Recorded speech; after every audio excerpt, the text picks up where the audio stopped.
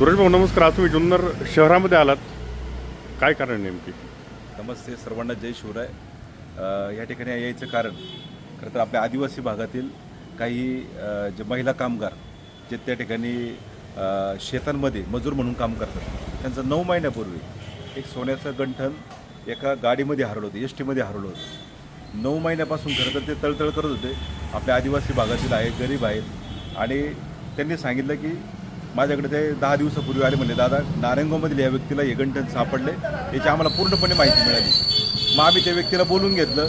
पहिली ती व्यक्ती टाळाटाळ करत होती, परंतु नंतर त्याला काही गोष्टी सांगितल्यानंतर आज आपण समजा 30 वर्षापूर्वीचं बनवलेलं त्यांनी जे गंठण असेल, 30 वर्षापूर्वी माझं म्हणणं आहे की 1000-2000 रुपये किंमत असेल, परंतु आज वाढलेले सोन्याचे भाव, आज जवळ ते लाखभर रुपयापर्यंत जे गंठण गेले. समोरच्या व्यक्तीला मी ते त्यांना रक्कम देण्यास सांगितली. आणि आपण पाहत आहे की पूनम ज्वेलर्स हे जे योगायोगाने ते अध्यक्षांचं दुकान आहे, पूनम ज्वेलर्स जुन्नरला येऊन त्यांनी सांगितलं की आम्ही सोनं तिथं बनवत असतो. म्हणजे ठीक आहे, तुम्हाला त्यांना रक्कम द्यायला लावतो, परंतु आज त्या आदिवासी महिलांना परत त्यांचं गंठण मिळते, त्यांचं सोनं मिळतं आहे. बिचारे 1-1 रुपया करून करत असतात आणि त्यांच्या त्या सोन्याबद्दल खूप भावना आहे, आठवणी आहे. त्यांनी सांगितलं की दादा 30 वर्षापूर्वी आमच्या ते बगाड साहेबांनी, म्हणजे त्यांचे सासरे का कोणतं सासऱ्यांनी ते मला बनवलं होतं, त्याच्याबद्दल खूप आठवणी असतात. आणि महिलांना त्यांचे शृंगार म्हणजे फार भावनेचा विषय असतो आणि आपुलकीचा विषय असतो.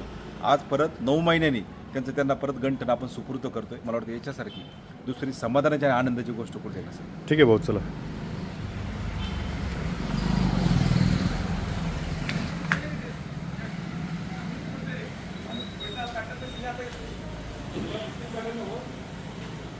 शुभम भाऊ नमस्ते. झालं का तयार गंठण त्यांचं?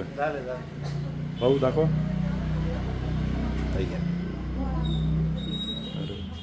कोण आहेत त्या ताई? तुम्ही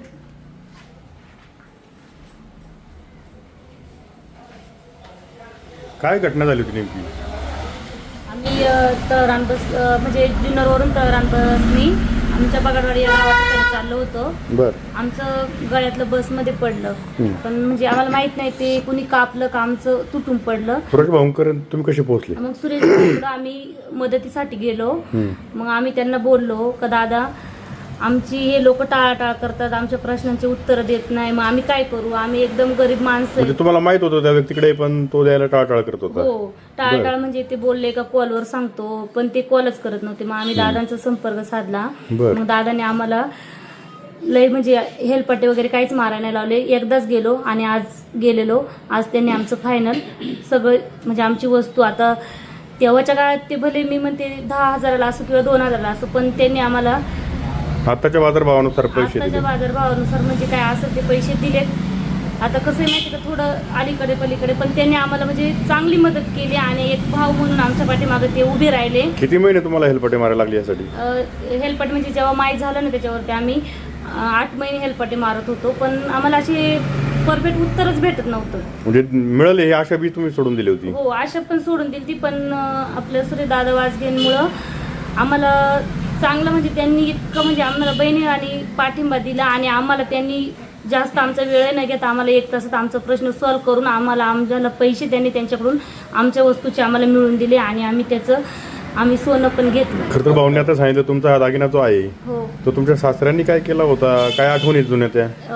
आमच्याकडे दागिन्याचा फोटो आहे आणि सासऱ्यांनी म्हणजे लग्नाला झाले 30 वर्ष, तर आता पावती वगैरे तर काही लग्न झालं जुनं सोनं होतं, पण आमच्या सासऱ्यांनी आम्हाला घातलेलं. आमच्याकडे डागाचे वगैरे फोटो होते आणि हे सिद्ध गळ्यातलं करायला आमच्याकडे भरपूर पुरावे होते, कारण आमच्या बसला आमच्या भरपूर लेडीज होत्या. सगळ्यात महत्त्वाची गोष्ट हे जे गंठण आहे हे ताईंचं आहे. आता यांना इकडे बोलता येत नाही जास्त, या ताई बोलू शकतात आणि त्यांची ती नातेवाईक आहेत. आणि खरं तर हे आपल्या आदिवासी भागातील शेतमजूर आहेत आणि मला असं वाटतं त्यांनी रुपया करून त्या काळात सोन्याची जरी किंमत कमी होती, परंतु त्या पैशाच्या मौल्यापेक्षा जी भावनेची किंमत आहे ती फार मोठी. त्यांनी सांगितलं की दादा आमच्या सासू सासऱ्यांनी मला गळ्यातलं बनवलं होतं आणि त्याच्याबद्दल त्यांच्या फार आठवणी होत्या.